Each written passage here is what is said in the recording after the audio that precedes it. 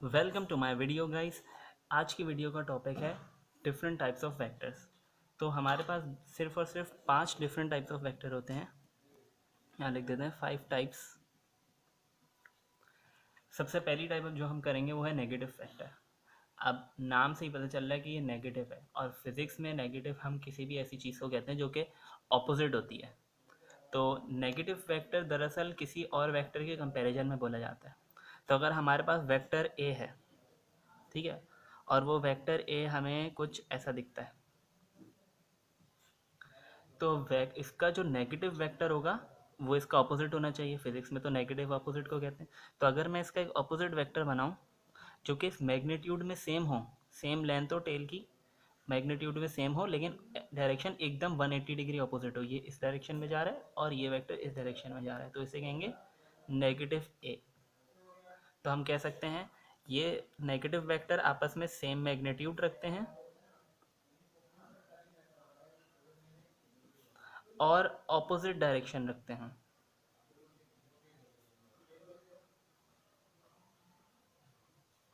ठीक है, किस अगर एक वेक्टर इस डायरेक्शन में तो दूसरा उसके ऑपोजिट डायरेक्शन में है।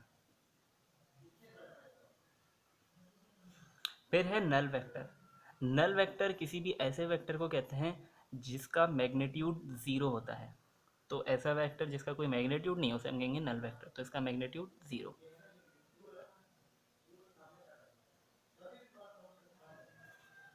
अब कोई वेक्टर नल या ज़ीरो कैसे हो सकता है? भाई नल वेक्टर आता है जब हम किसी वेक्टर को उसके अपने ही नेगेटिव वेक्टर से ऐड करा देते हैं। जैसे कि अगर हम इस वेक्टर को इस वेक्टर से ऐड करा दें तो हमारे पास आंसर आएगा नल वेक्टर, जिसको हम फाई से, इस सिंबल से, इसको फाई कहते हैं, इससे भी डिनोट करते हैं। और ये ज़ीरो कैसे होता है इसका मैग्नीट्यूड? भाई एक वेक्टर है यहाँ पे, इसको अपने से ही माइनस करा रहे हैं। माइनस कैसे? प्लस माइनस मिलके माइनस बन जाएगा। ये माइनस इस वेक्टर के साथ पहले से था, तो हमारे पास अल्टीमेटली जो वेक्टर आता है वो नल होता है, उसका मैग्नीट्यूड ज़ीरो होता है। फिर अगला वेक्टर है हमारे पास फ्री वेक्टर। फ्री वेक्टर कहते हैं ऐसे वेक्टर को जिसको डिस्प्लेस किया जा सके अपने आप से पैरेलल। ऐसा वेक्टर जिसको अपने आप से ही पैरेलली डिस्प्लेस करा दिया जाए उसे कहेंगे फ्री वेक्टर। तो हम यहाँ लिख सकते हैं, अच्छा, जब भी हम किसी वेक्टर को फ्रीली डिस्प्लेस कराते हैं तो हमें ध्यान रखना होता है कि जब उसे डिस्प्लेस कराया जाए तो वो अपनी ओरिजिनल पोजीशन के पैरेलल हो। इस बात का मतलब ये होता है कि डिस्प्लेस कराने में हम उसका एंगल ना चेंज करें। अब ये कैसे होता है? मिसाल के तौर पे मेरे पास यहाँ पे एक वेक्टर है, वेक्टर ए, और ये एंगल बना रहा है थीटा 1 का एक्स एक्सिस से, और यहाँ पे है मेरे पास वेक्टर बी जो कि एंगल बना रहा है एक्स एक्सिस से थीटा 2 का। मैं क्या करूँगा कि मैं इस बी वेक्टर को इस ए वेक्टर के ऊपर ऐड करा दूंगा हेड टू टेल रूल से, जिसमें इसके हेड से मैं इसकी टेल मैच करूँगा। तो अब हमें ये कुछ ऐसा रिजल्ट मिलेगा।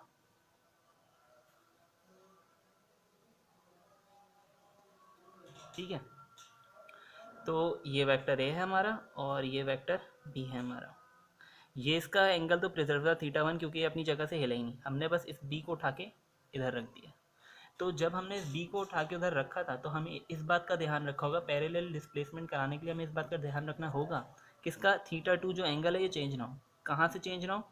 यहाँ से, एक्स एक्सिस से पैरेलल, यहाँ से थीटा 2 चेंज ना हो। जितना एंगल यहाँ आ रहा है थीटा 2 का उतना ही यहाँ होना चाहिए। तो इसे हम कहेंगे पैरेलल डिस्प्लेसमेंट, और ऐसा वेक्टर कहलाएगा फ्री वेक्टर। फिर हमारे पास है एक पोजीशन वेक्टर। पोजीशन वेक्टर कहते हैं ऐसे वेक्टर को जो कि किसी पॉइंट की पोजीशन डिनोट करे, जो कि ओरिजिन से किसी पॉइंट की लोकेशन को बताए हमें।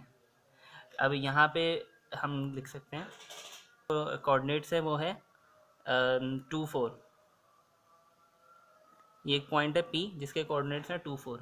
हम इसका पोजीशन वेक्टर बनाना चाहते हैं, तो ग्राफ में आएंगे हम, एक्स एक्सिस पे देखेंगे 2, क्योंकि ये वैल्यू एक्स को डिटरमाइन करती है और ये वाई को। तो यहाँ पे एक्स पे 2, वाई पे 4, और ये पॉइंट हमें कुछ इधर मिल जाएगा।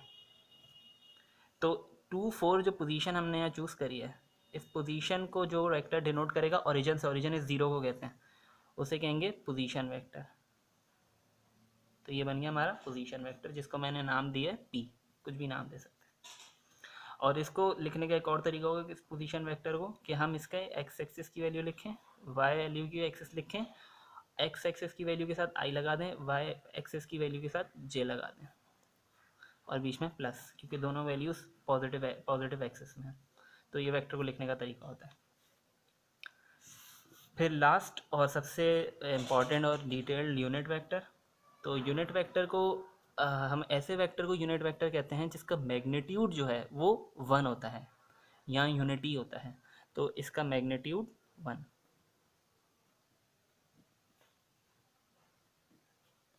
ठीक है, इसका फंक्शन क्या होता है, ये बेसिकली हमें डायरेक्शन बताता है किसी वेक्टर का। तो डायरेक्शन बताना इसका फंक्शन है। और तीसरा, इसको फाइंड कैसे करते हैं। अगर हमें कोई वेक्टर गिवन है तो हम उसका पोजीशन वेक्टर बहुत आसानी से उसका यूनिट वेक्टर बहुत आसानी से निकाल सकते हैं। उसके लिए हमें क्या करना होगा कि हम उस वेक्टर को, जैसे इस मिसाल में मैंने वेक्टर लिया ये वाला ए, इस ए वेक्टर को मैं डिवाइड करा दूं उसके अपने ही मैग्नीट्यूड से। तो मेरे पास जो नया वेक्टर आएगा वो कहलाएगा यूनिट वेक्टर, जिसको मैंने इस छोटे स्मॉल ए से डिनोट करा है। लेकिन यूनिट वेक्टर को डिनोट करने के लिए लाजमी कि हम उस पर कैप बनाएं। ये जो मैंने छोटा सा कैप बनाया ना, ये यूनिट वेक्टर को डिनोट करता है। तो मिसाल के लिए हम ये जो वेक्टर मैंने ए यहाँ लिखा है 2i+4j, हम इसका यूनिट वेक्टर निकाल के देखते हैं। ठीक है, इसकी डायग्राम भी बना लेते हैं। 2i यानी कि एक्स एक्सिस पे 2 और वाई एक्सिस पे 4, कुछ यहाँ पे जाके हमारा पॉइंट लगेगा। ठीक है, और हमारा वेक्टर कुछ ऐसा बन जाएगा। ठीक, ये ए वेक्टर है हमारा।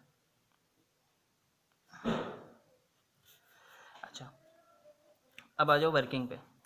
हमें यूनिट वेक्टर निकालने के लिए दो चीज़ें चाहिए होती हैं। पहली चीज़ है हमारे पास वेक्टर जो कि गिवन है, और वेक्टर का मैग्नीट्यूड जो कि नहीं गिवन। तो पहले हम वेक्टर का मैग्नीट्यूड निकाल लेते हैं।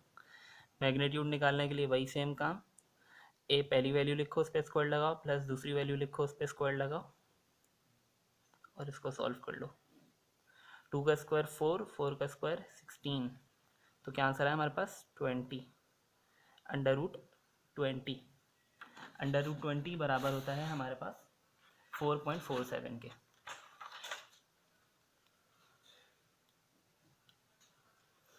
अच्छा, अब अगला काम क्या होगा कि हमें वेक्टर को अपने ही मैग्नीट्यूड से डिवाइड कराना है। तो कैसे कराएंगे,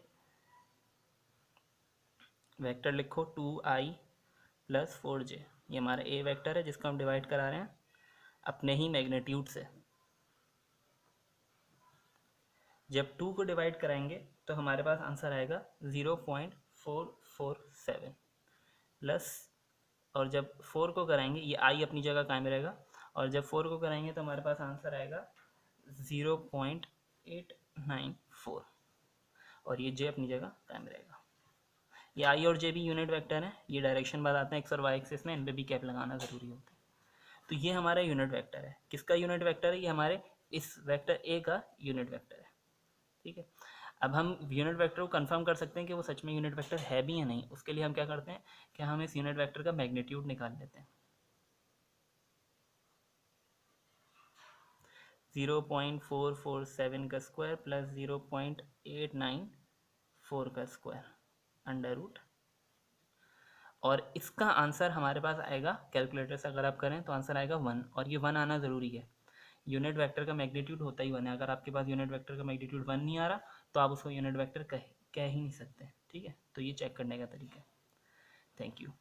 अगर और कोई सजेशन हो वीडियो का तो ज़रूर बताएगा, कोई फीडबैक हो तो कोई भी सजेशन हो वो ज़रूर बताएगा। Thank you.